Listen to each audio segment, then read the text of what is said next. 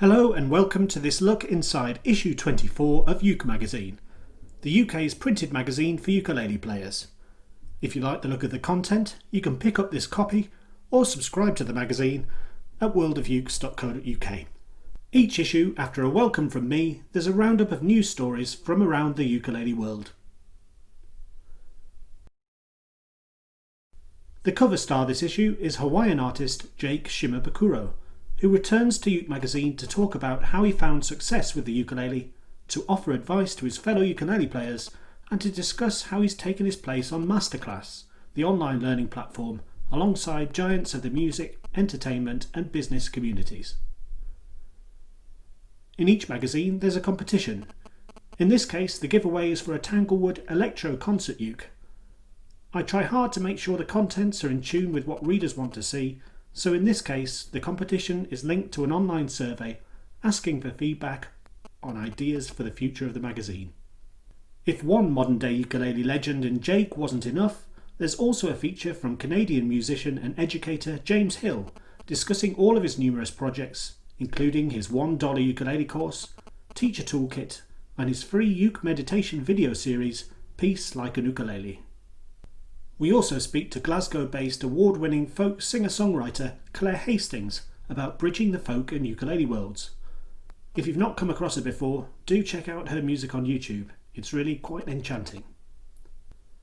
Although UK-based, UKE magazine has a global focus, and we catch up with Mike and Donna from the Uke Republic store in Atlanta on their passion for the instrument and the ukulele community. Musician Aaron Kime writes here about Tide Music, the US builders who specialise in using reclaimed materials for their ukuleles, creating some quite stunning instruments. Each issue we hear from wonderful ukulele players who correspond with their own ukulele stories, as well as including a topical ukulele themed cartoon from talented illustrator and one half of the band Dead Man's Uke, Jake Smithies. That engagement with ukulele players the world over continues in our club scene feature, which this time takes in top tips and ukulele advice that readers have received that have helped them become better players. We conclude here our ukulele glossary provided by Barry Maz on the hugely respected review website Got a Ukulele. The sense of ukulele community is a theme we regularly visit, including all sorts of players from professional to hobbyists. Here reader John Stott describes how a chance encounter set him on the path to enjoying playing music again. In Technique Zone this issue, we look at how adding a finger to your common chord shapes can spice things up a little in a straightforward guide. Our investigation into how music theory applies to the ukulele continues with Mike Hasam's feature on consonance and dissonance. Those with a keen interest in how music really works will find plenty here to digest, while Mike also provides an easy to follow exercise to give readers a flavour of ukulele theory, even if you don't want to go too deep. We also talk to Sean Yakavone in Hawaii about his ukulele store and museum, Ukulele Friend, and his mission to capture sound samples of some of the earliest known ukuleles in history. Staying with Hawaii, Ning Kai talks to Alan Akami of renowned ukulele makers Koaloa about the popularity of the ukulele and how it impacts on the demand for the island state's most important ukulele resource, the prized koa wood. Each issue we give readers ukulele tabs to try at home, and in this case there's an arrangement of the opening section of Bach's Cello Suite No. 1 Prelude to have a go at. And regular contributor and skilled ukulele artist Phil Dolman provides a lesson on the importance of the bits in between chords, helping you liven up your play.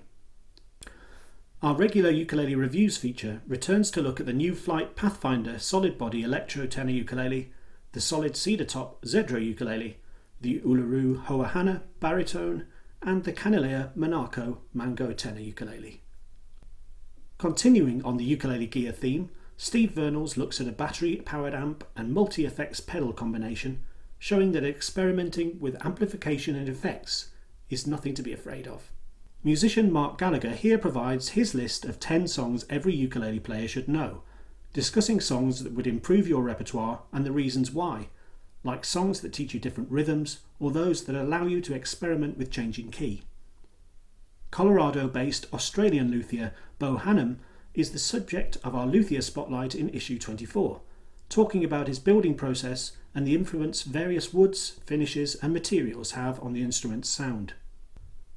In this feature, in this pre-Christmas edition, there's a look at ukuleles and accessories that might be great ideas to ask Santa to put under the tree.